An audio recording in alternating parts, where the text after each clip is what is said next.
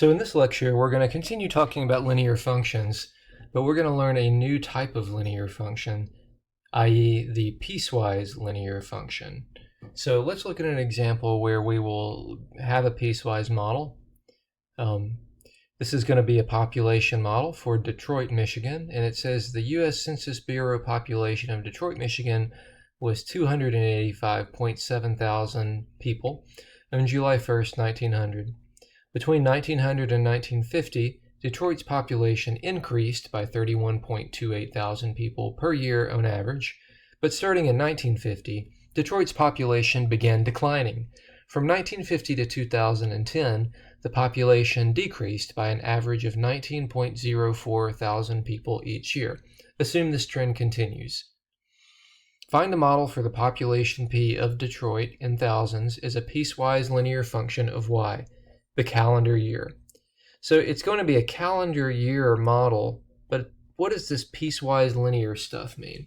Well, basically, the issue is that this model requires two different behaviors depending on what time period we are in. Between 1900 and 1950, we have an increasing model, but between 1950 and 2010, we have a decreasing linear model.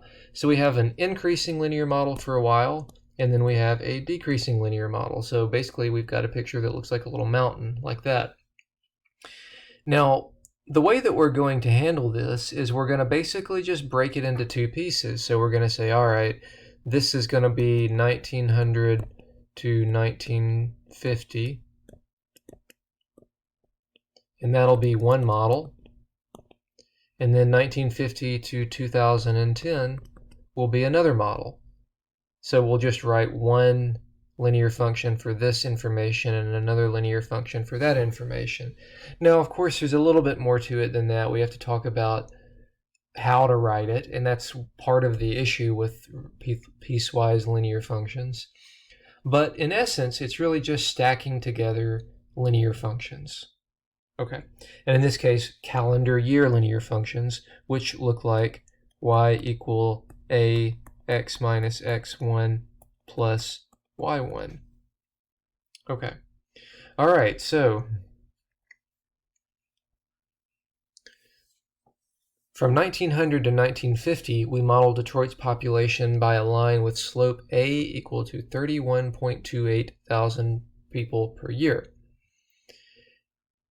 Since P of 1900 is 285.7 thousand, here is our formula. Let's actually go back. I'm gonna kind of develop this on the whiteboard here. By the way, we could do linear regression for this model also if we wanted to. I don't think I am, though. I'm just going to go ahead and write my model down. So this is for the first piece. Okay? Actually, you know what? Before I do that, let's graph this. Let's draw a quick graph. So I kind of roughly graphed it a moment ago, but we're going to start in 1900. We'll go to 1950, and we know that the population is increasing by 31.28 thousand in that time period. So, and we started, what did we start at? 285.7. So, whoops. Let me get the right windows up here. We started at 285.7. That's right here. That's where we begin. And then we go up. And then what else do we know? Actually, we don't really know anything else except we know slopes. We know slopes. That's what we know. So we're going to have to deal with that. But so I reach some population in 1950, and then I start going down and up until 2010. And this is just a rough graph, okay? But so I do know the coordinates of this point. That point has coordinates 1900, 285, sorry, that's 285.7. Okay, now for my first model, and let's write down our slopes too. So slope 1 is 31.28. So we've got y equals 31.28 t minus 1900 plus 285.7. That'll be my first model. And for piece 2, let's use a different color. Piece 2, y will equal, what was our slope? Let's go look at it. 19.04, but it is decreasing, okay? So that matters. That means this is going to be a negative slope. And what am I going to use for my x1, y1 for piece 2? Well, this is going to be x1, y1, this point. Okay, so that's going to be t minus 1950 plus, and now we've got a problem because I don't know what y1 is going to be here. But there's an easy way to figure it out, because notice that this y1 that I don't, the y coordinate of this point is also going to be on this line, and it corresponds, so since these two lines kind of join one another, if I just plug in 1950 into this function and calculate the output, then I'll get the y coordinate for that point. So let me do that.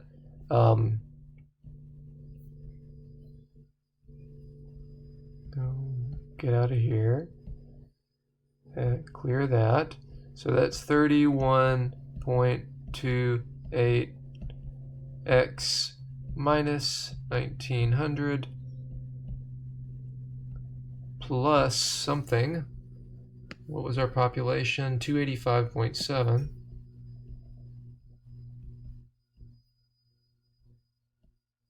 Okay, and now I'm just going to evaluate my model at 1950. And I get 1849.7.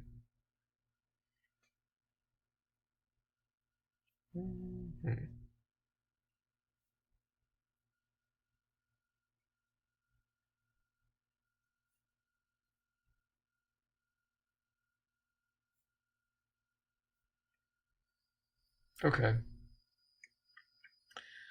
me write that down.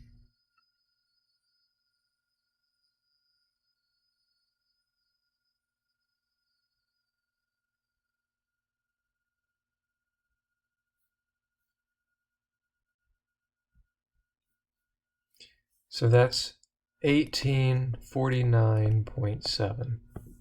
And that's thousands, right? So there is our model. All right, so basically we've got our model. We just kind of don't really have it written exactly correctly. It's got two pieces. That's the first piece and that's the second piece. The first piece applies to this area and the second piece applies to this area. So piece 1 is valid from here to here, and piece 2 is valid from here to here. Okay, so let me go back to this slide. Now, here we have the proper way to write a piecewise linear function, and my variables here are a little bit different. Here we're using y as our input and p as the output. Don't let that throw you. It doesn't matter. This is still the horizontal value, the time, and this output is the population. Okay, so piece 1